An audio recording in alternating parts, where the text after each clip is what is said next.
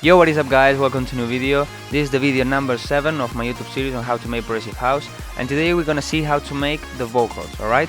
Not everybody can pay a vocalist to make a unique vocal for his track. So today I'm gonna tell you some ways that you can make a full vocal. So for this track, as I didn't have a vocalist, I decided to use some sample packs, and in this case I decided to use a sample pack of Bright Lights. Alright, I decided to use some of the ad-libs she did and phrases she used. So let's go to it. Alright, so as always I decided to render the thing, so I muted all of the effects and I decided to make just one stem of the effects and so on with the percussion, the sonatas and all of that. So it uses less CPU. And here we have the vocals, okay? So the main vocal is this one. They say you don't gotta go home, but you can't stay here. And no, I don't wanna be alone in the world out there. Okay, but the problem is that just this vocal is a simple phrase and so short, so it is not that good to have this phrase be so much repetitive on the track. So I decided to add some ad-libs and things. Okay, so this is the main ad-lib.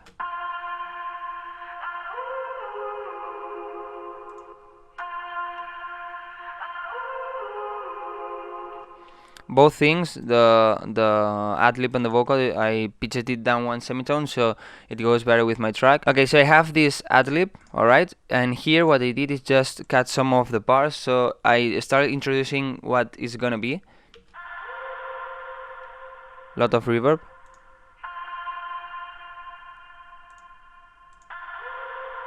Here is in reverse.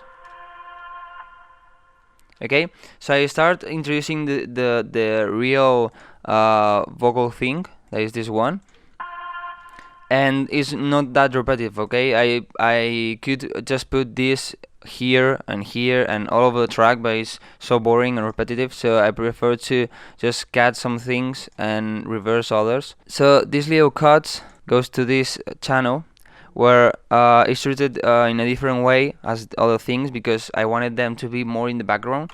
Okay, so first of all, CLA vocals. Okay, I put a bit of delay, a bit of reverb and so on. I put a delay, a really long reverb, EQ where I just cut the really high, the top end and the lows, and a pancake.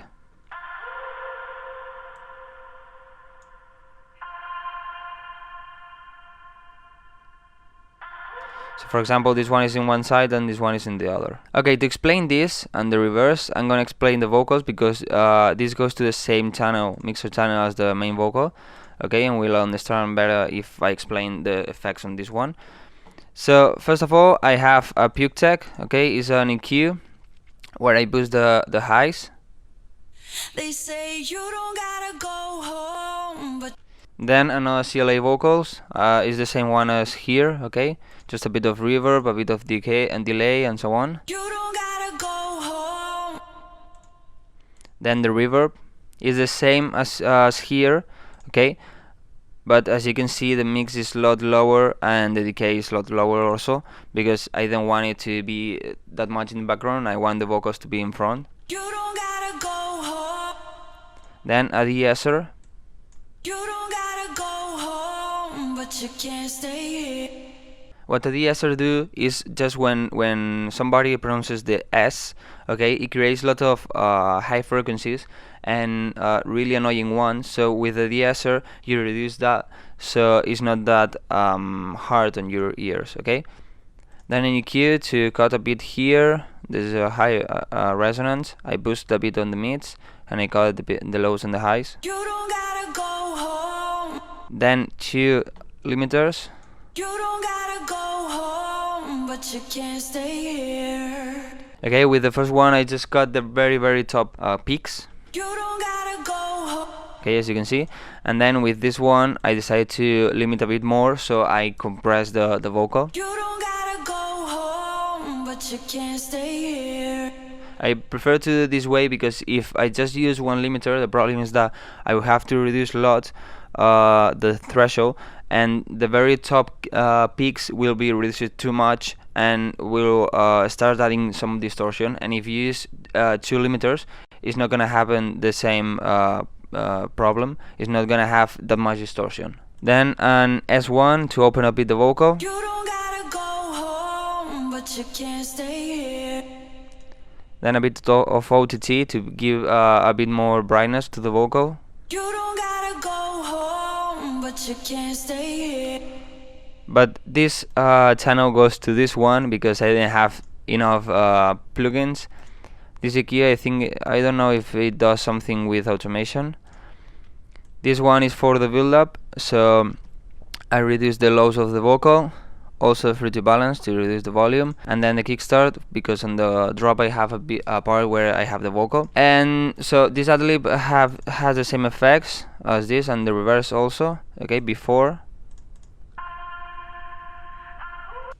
and after.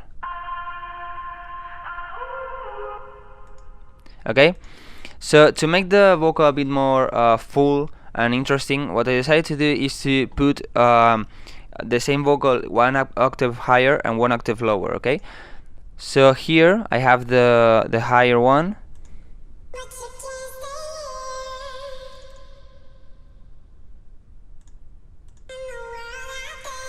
okay. It is not at the same time of the main vocal, it's just a bit later, so it's like a delay and a higher pitch, and I wanted to be more in the background.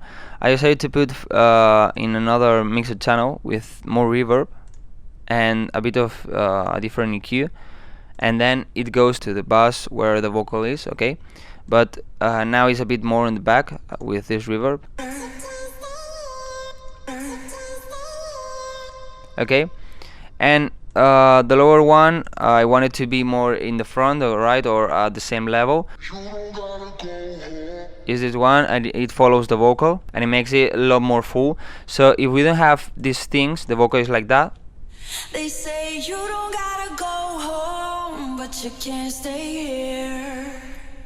And if we have these two octaves, they say you don't gotta go home, but you can't stay here.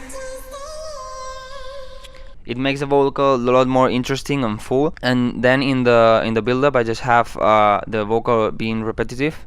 They say you don't gotta go home. You don't gotta go home. You don't gotta go home. You don't gotta go home. You don't gotta go home. You don't gotta go home. You don't gotta go home. I think what I wanna tell you is that when you mix the vocal, you need to think that the vocal needs to be the most important thing on a breakdown. Okay, so you have to mix it with everything. So for example, if we have percussions here, okay, what you have to think is, for example, if the vocal is strong on the 4K, for example, reduce a bit on the 4K of the break percussions. Okay, so you leave more space for the vocal because that's the important thing. The vocal needs to be really present in the mix and nothing else. Just try crazy things like I did with the lower octave vocal and the higher octave vocal. Try crazy delays, a lot of reverb, less reverb, maybe in some parts add a lot more reverb for a word, for example. So guys, this is the end of this tutorial. It was really simple to explain the vocal, it's not that hard. On the next tutorial I'm gonna talk about the second breakdown. Okay, it's important to have similar things but not the same things, because there are a lot of tracks that have exactly the same breakdown, and that is so boring because it's like you have a breakdown and drop and then you repeat both things. Is so boring. So you can add some little things to make it sound a bit different or arrange the things in a different way, so you make the track a lot more interesting and not that simple. So just that. If you liked this video, give a like. If you want to tell me something, if you have any suggestions or any comments about this video, just leave it in the comment section. Subscribe if you're not subscribed, and guys, see you in the next video.